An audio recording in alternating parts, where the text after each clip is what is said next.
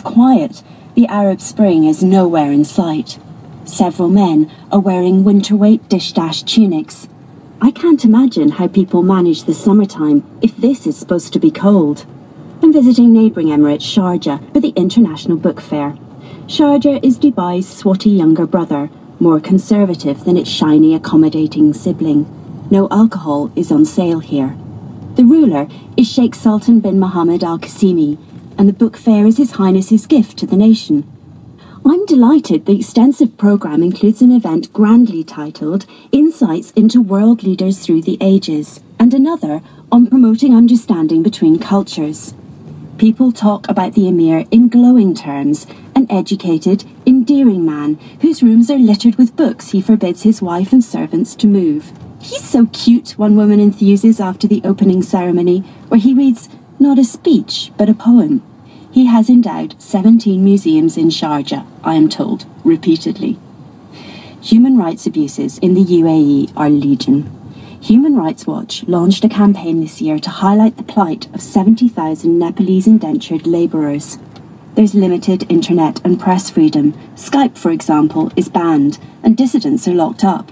That's to say nothing of curtailed personal freedoms. On meeting a male friend, I go to hug him, and he reels back. "You've got to be married to even hold hands here," he hisses. Later, I hear the Emir has decided not to attend the event about international politics. There's a rumour he didn't like the course the discussion was likely to take. The event about promoting understanding has been cancelled. Still, I turn out to watch him glide through the hallway surrounded by acolytes on his way to dinner. And then it happens. The first I know is the wailing. I think someone must be having a heart attack or a stroke. The Emir disappears, and what is left are 7 bodyguards, police I assume, who have apprehended a man who, it is later explained, seemed threatening. They push him violently to the ground, breaking a leaflet stole. Then they kick him, stamping on his face. The terrified noise he makes is stomach-churning. In the main hallway, the TV cameras switch off. I see people put down their mobile phones, making it clear they won't call, tweet, or take pictures. The police drag the man, still howling, into a side room, and the crowd are told to move on. An American woman, who is right next to the attack, is shaking. "Did you see a weapon?" I ask her. She shakes her head. His dish-dash was short, and his beard was long. I think he was a Muslim fundamentalist, someone volunteers. Rulers in the Emirates are under attack from all sides.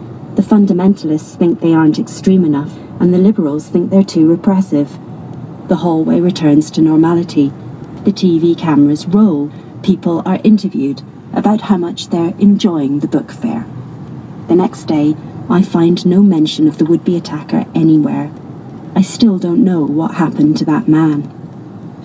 In the afternoon, I meet a sheikh, and I ask him about dissenters. "We love the royals like a parent," he says. "What would you do if someone criticised your mother?" As if it is a fait accompli that my answer would be, beat him up.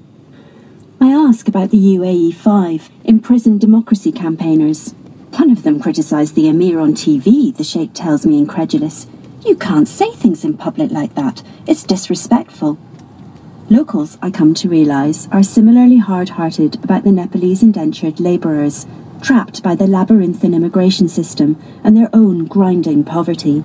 They're here by choice, I'm told, as if these poor people are simply flighty and should not be indulged if they decide they'd like to leave. Checking out of the hotel, I learn that the desk clerk is Nepalese. I ask him if he goes home much. His eyes shift to the Emirati supervisor by the register. "Yes," he says, uncertainly. He's clearly afraid. I'm glad to get home myself, and not long after I land, the UAE 5, having gone on hunger strike, are freed. Nasser Al-Gaith tells grisly stories of being in solitary confinement in Al-Watba prison, his hands and feet manacled. Nonetheless, he and fellow detainee Ahmad Mansour vow to continue their campaign for democratic reform, and after what I've seen, the heroism of that, it strikes me, is breathtaking. And that's Sarah Sheridan. There was